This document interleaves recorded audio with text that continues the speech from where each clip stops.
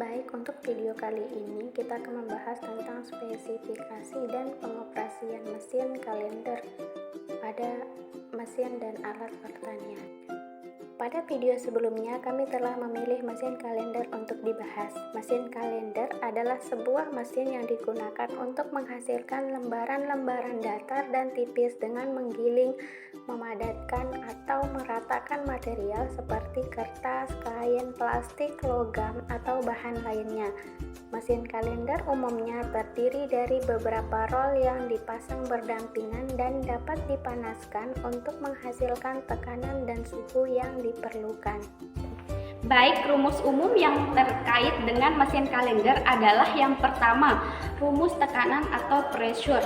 Tekanan yang dihasilkan oleh mesin kalender dapat dihitung menggunakan rumus, yaitu P sama dengan F per A, di mana P adalah tekanan, satuan dalam unit tekanan yakni Pascal, PSI atau bar. Kemudian F adalah gaya yang diterapkan pada material, satuan gaya adalah Newton, dan yang terakhir A adalah luas permukaan material yang terkena tekanan, satuan luas permukaan yaitu meter persegi.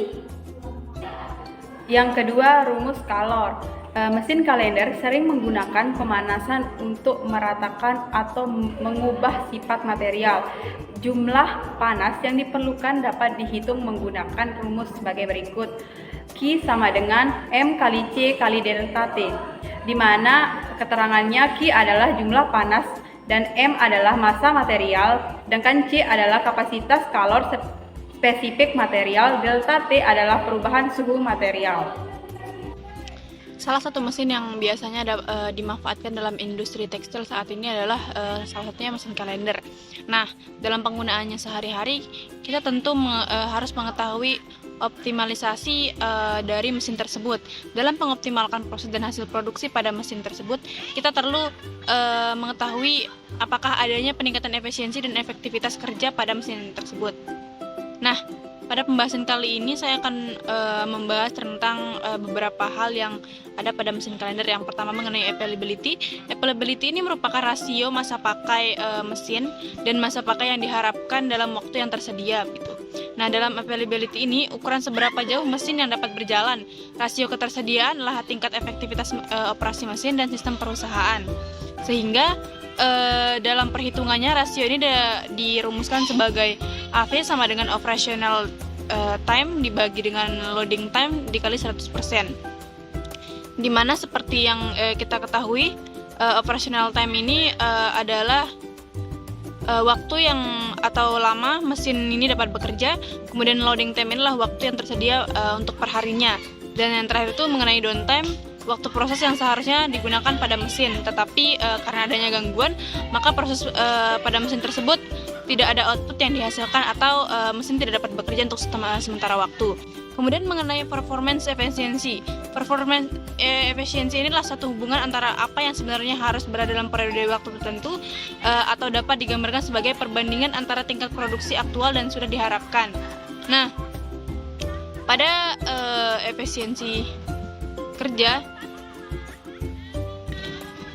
menurut Nakajima menjelaskan bahwasanya efisiensi kerja ini dapat dihasilkan dari mengalihkan suatu kecepatan kerja dengan kegiatan operasional bersih ataupun rasio antara jumlah produk yang berhasil diproduksi lalu dikalikan dengan waktu siklus ideal dan waktu yang tersedia untuk melakukan berbagai proses produksi. Nah, dengan secara singkatnya rumusnya sebagai berikut. PE sama dengan ideal cycle time dikali dengan process amount dibagi dengan operational time dikali 100%. Di mana ideal cycle time ini adalah waktu untuk menghasilkan produk, kemudian processed amount adalah jumlah produk yang dapat dihasilkan dalam perharinya, dan operational time adalah waktu yang tersedia untuk mesin ini beroperasi. Dan yang terakhir mengenai rate of quality product. Nah, menurut Nakajima juga rate of quality product ini adalah satu rasio antara jumlah produk yang baik dan juga jumlah total produk yang diproses dari mesin tersebut. Tingkatan kualitas produk ini mampu menunjukkan bahwa produk yang mampu diterima oleh seluruh produk yang dihasilkan. Dan rumus yang digunakan itu sebagai berikut, yaitu ROQP sama dengan proses amount dikurangi defect amount dibagi proses amount dikali dengan 100%. Di mana proses amount inilah jumlah produk yang dihasilkan per harinya dan defect amount inilah jumlah produk cacat yang dihasilkan pada hari tersebut, begitu. Baik, cukup sekian yang dapat kami paparkan. Kurang lebihnya kami mohon maaf. Wassalamualaikum warahmatullahi wabarakatuh.